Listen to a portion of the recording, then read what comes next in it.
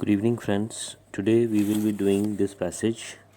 The heading of the passage है Whatever happened to the Harappan civilization. ठीक है ना।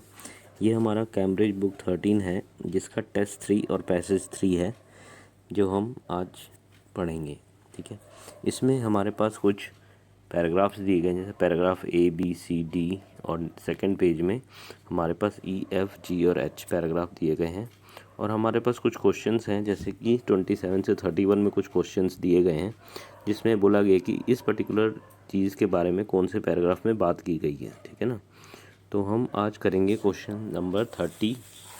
ठीक है, फर्स्ट ऑफ ऑल इसके बारे में पता करते हैं कि आंसर कैसे मिलता है, कौन से पैराग्राफ में ये चीज़ लिखी गई है। तो पहले हम क्वेश्चन पढ़ते हैं और इसको समझते हैं क्या दिया गया। क्वेश्चन 30 लिखा हुआ है, a description of some features of Harappan urban design. ठीक है ना।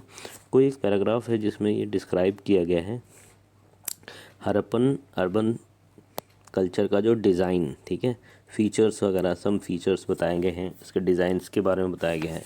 ठीक है, तो इसके बारे में हम पता करेंगे।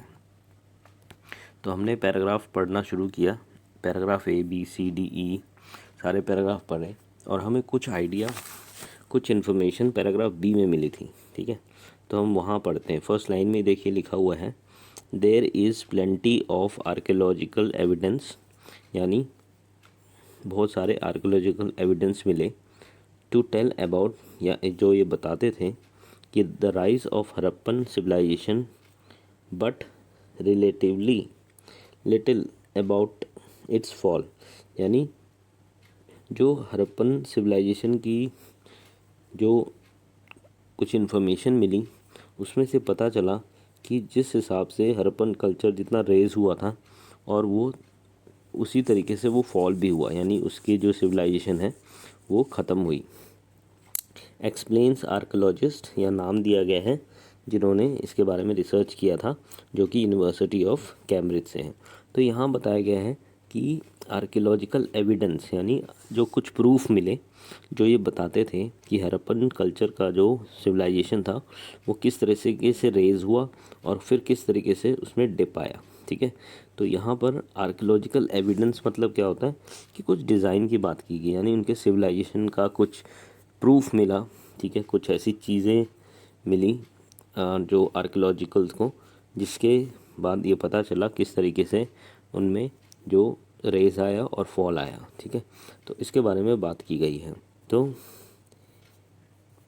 इसके आगे भी अगर हम पढ़ते हैं, देखो लिखा हुआ है कैम्ब्रिज के बाद थर्ड लाइन में, as population increase cities were built that had great baths, ठीक है, crafts, workshops, palaces and halls laid out in the direct sectors. ठीक है ना। ये देखिए यहाँ कुछ प्रूफ्स वगैरह दिए गए हैं। देखिए लिखा हुआ, houses were arranged in blocks with wide main streets and narrow alleyways and many other wells and drainage system, यानी कुछ प्रूफ्स के बारे में बताया गया क्या क्या चीज़ें आर्कियोलॉजिकल को मिली जो कि हरप्पन कल्चर्स को रिफ्लेक्ट करती थी, उनके डिज़ाइंस वगैरह के बारे में बात की जा रही है। और इसके नीचे देखिए यहाँ भी लिखा हुआ है, द अराउंड 2100 BC। ठीक है, ये भी बताया गया कि 2100 BC में ट्रांसफॉर्मेशन बिगेन। ठीक है, तो ये चीज़ बताई गई है। ठीक है, तो ये हमारा है आंसर नंबर बी। तो हम अगर क्वेश्चन में जाते हैं तो क्वेश्चन में जो बोला गया है, क्वेश्चन में बोला गया था कि a description of some features of Harappan urban design. तो हमारे पास फीचर्स के बारे में कुछ प्रूफ्स वगैरह बताए गए, हरप्पन कल्चर के डिज़ाइन, जैसे उसमें बताया गया कि जो घर थे वो ब्लॉक्स के हिसाब से बने हुए थे और बाकी उनके जो भी स्ट्रीट्स थी, मेन स्ट्रीट्स की बात की गई है।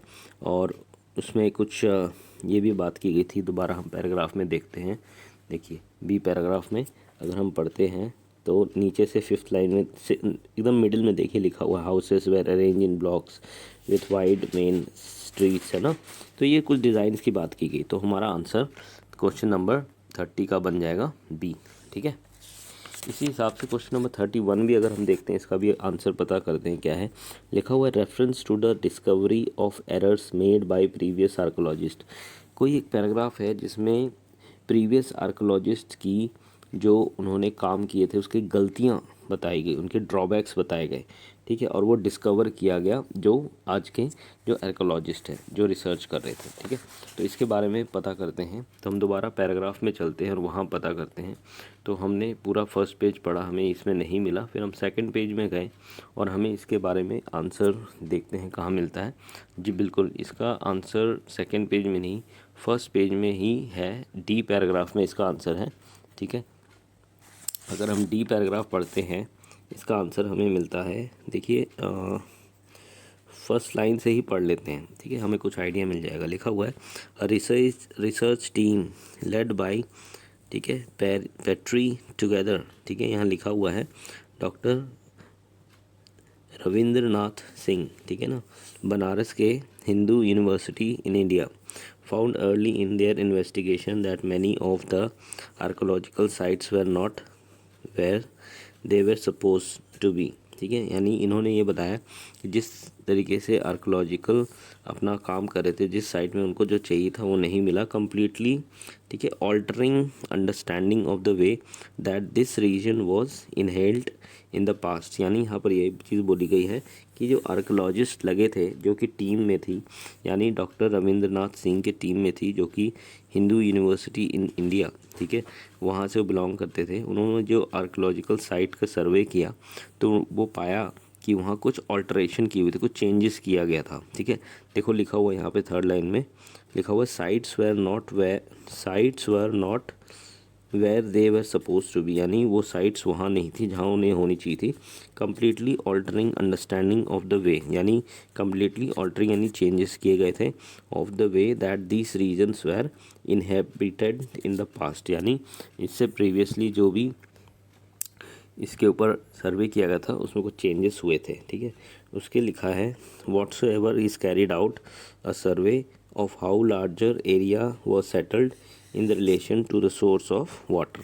तो ये है आंसर जो हमारा बता रहा है कि जो आर्कोलॉजिकल काम हुआ था पहले, उन्हें जो आर्कोलॉजिस्ट काम कर रहे थे उनको ये पता लगा कि जो पुरानी चीज़ों के ऊपर उन्होंने कुछ चेंजेस किए थे। तो इस हिसाब से हमारा क्वेश्चन नंबर 31 अगर हम जाते हैं दोबारा और इसे पढ़ते हैं तो इसका आंसर हमारा डी बनता है, क्योंकि लिखा हुआ रेफर्स टू द डिस्कवरी यानी जो रविंद्रनाथ सिंह थे उन्होंने जो डिस्कवरी करी उसमें पाया गया of the errors made by previous archaeologist, यानी जो भी सर्वे में निकला वो प्रीवियस आर्कोलॉजिस्ट ने उसमें कुछ ऑल्टरेशन या चेंजेस किए थे, यानी कुछ गलतियां करी थी। तो यही चीज़ बताई गई है आंसर नंबर 31 का और ये बनेगा डी, ठीक है।